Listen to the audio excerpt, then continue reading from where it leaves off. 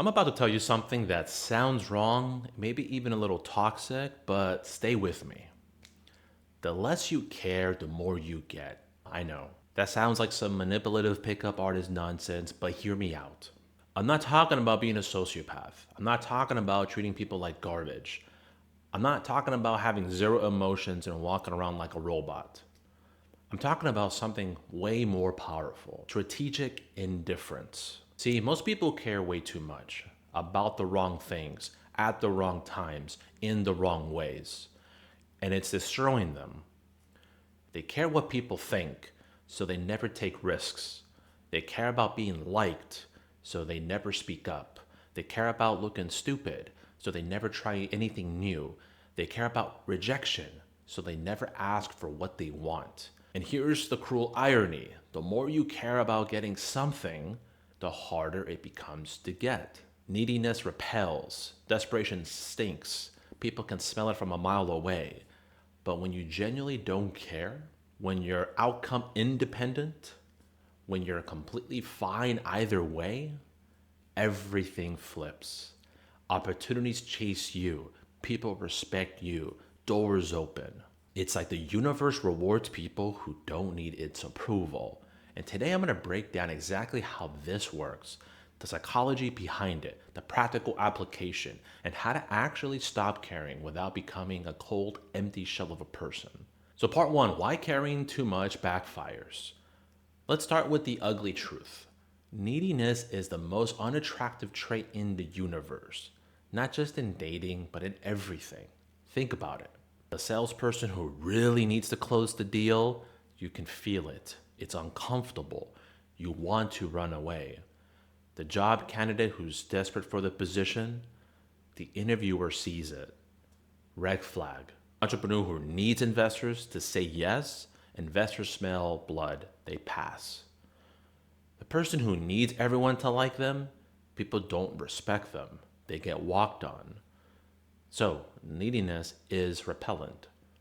It signals low value, it signals I don't have options, it signals please save me, and nobody wants to save you.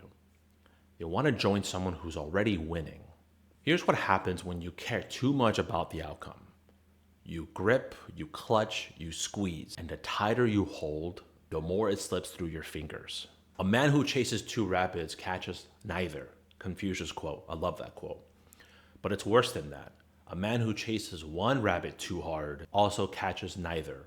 Because a rabbit can feel the desperation and it runs faster. Attention resistance creates failure. You ever notice how things come to you easily when you're not trying? You meet someone when you're not looking. The deal closes when you've mentally moved on. The opportunity appears when you stop forcing it. That's not coincidence, that's physics. It's the paradox of wanting. Now here's the mind bender. Wanting something is a declaration that you don't have it. Think about that. When you want something badly, you're telling yourself over and over, I don't have this. I need this. I'm incomplete without this. And that energy, that frequency, it pushes the thing away in a practical way. Because wanting changes how you behave. It makes you try hard. It makes you try too hard. It makes you accept less. It makes you come across desperate. It makes you make bad decisions. He who would be serene and pure needs but one thing: detachment. Eckhart, great quote. The person who wants the job too badly, they fumble the interview. They say yes to a lowball offer. They signal they have no options. The person who wants the relationship too badly, they tolerate disrespect. They lose themselves. They become a doormat. The person who wants to sell too badly, they discount too fast. They chase too hard. They repel the buyer. Wanting is weakness. Not caring is power. So why does not caring work so well? Simple. Indifference signals abundance. If you get one thing, when you don't care if you get the thing, it means you have other options, or at least you believe you do. And belief is all that matters. Think about the most magnetic person the one everyone wants to be around, the one who seems to have everything figured out. I guarantee they have this trait. They're not needy. They're not desperate. They're not trying to impress anyone. They're just good, with or without you, with or without the deal, with or without the outcome. People want what they can't have. People value what isn't freely given. People chase what walks away. This isn't manipulation. This is how just humans work. So let's get tactical. The goal isn't to not care about anything. The goal is outcome independence. So what does that mean? It means you have preferences, but not attachments. You'd like the thing to happen, but you're completely fine if it doesn't. You take the shot, but you're not destroyed if you miss. You show up fully, but you're not begging for approval. Care about what other people think and you will always be their prisoner.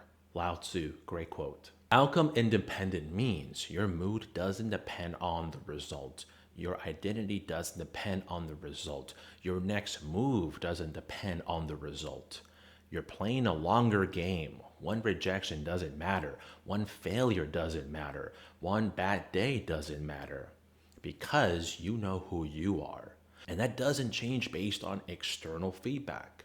The inner scorecard's pretty cool. Warren Buffett talks about this. There are two ways to keep score in life.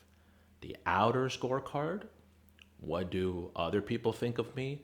How do I look to the world? Am I impressive? Am I successful by society standards? And then there's the inner scorecard.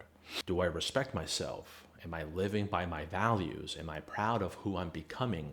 Do I look like the person in the mirror? Would you rather be the world's greatest lover but have everyone think you're the world's worst lover? Or would you rather be the world's worst lover but have everyone think you're the world's greatest lover? Warren Buffett. That's a great quote. Most people live by their outer scorecard. That's why they care so much. That's why they're anxious. That's why they're controlled by other people's opinions.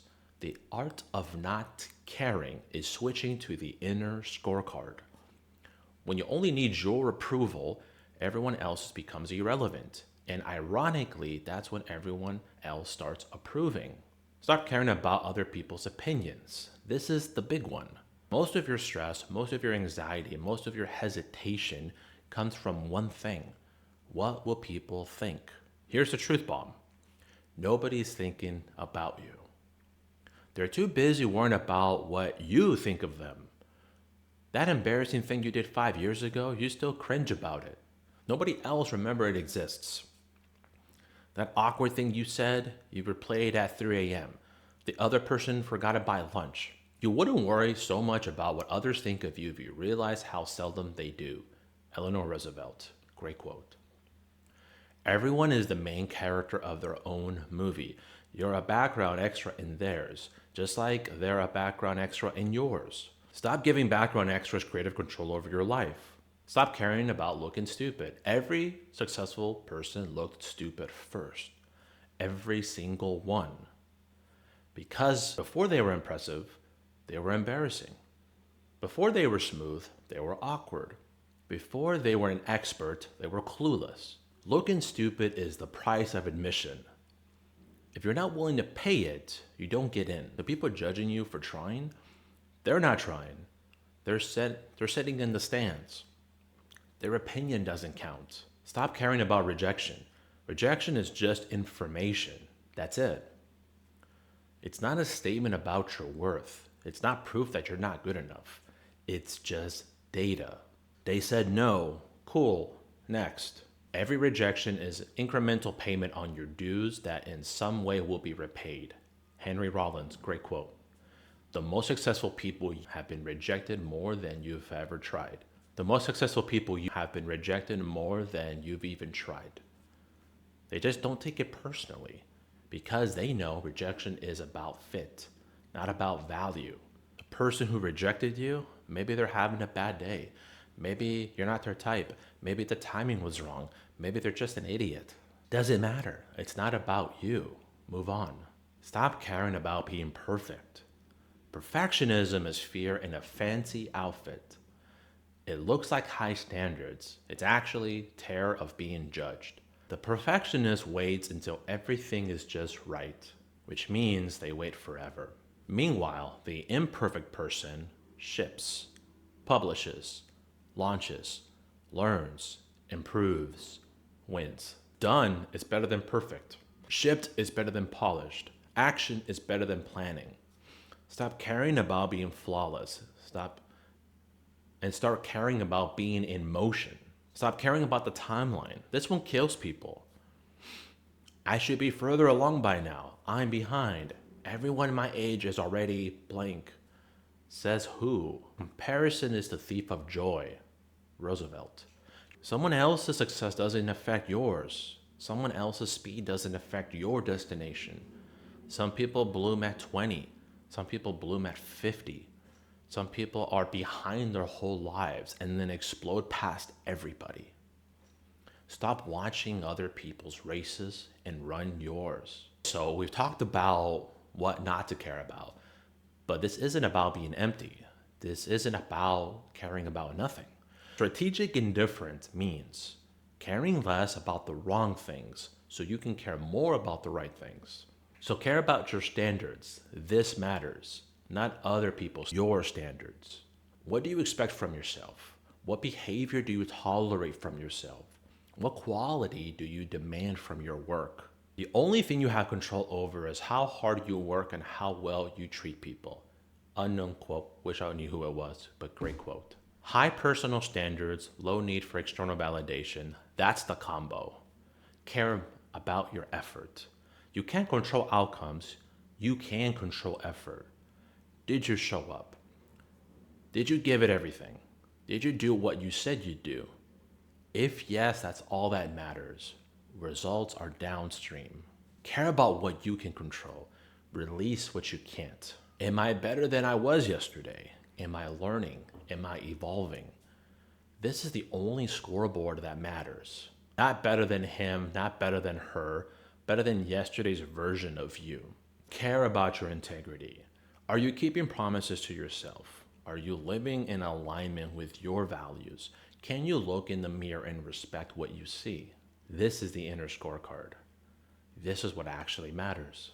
When your integrity is solid, you don't need anyone else's approval. You've already got your own. It's great to care about people. Not everyone, your people. The ones who matter. The ones who've earned it. The ones who show up for you. Care deeply about them. Everyone else gets polite indifference. You don't have unlimited caring capacity. Spend it wisely. So how to actually stop caring? When you're spiraling about something, ask 3 questions. This is the 10 exercise. Will this matter in 10 minutes? Will this matter in 10 months? Will this matter in 10 years? Most things don't even pass the 10-minute test. Almost nothing passes the 10-year test. This gives you instant perspective, and the perspective kills unnecessary caring. The so what exercise is a great one. Take your fear and ask so what until it dies. What if I fail?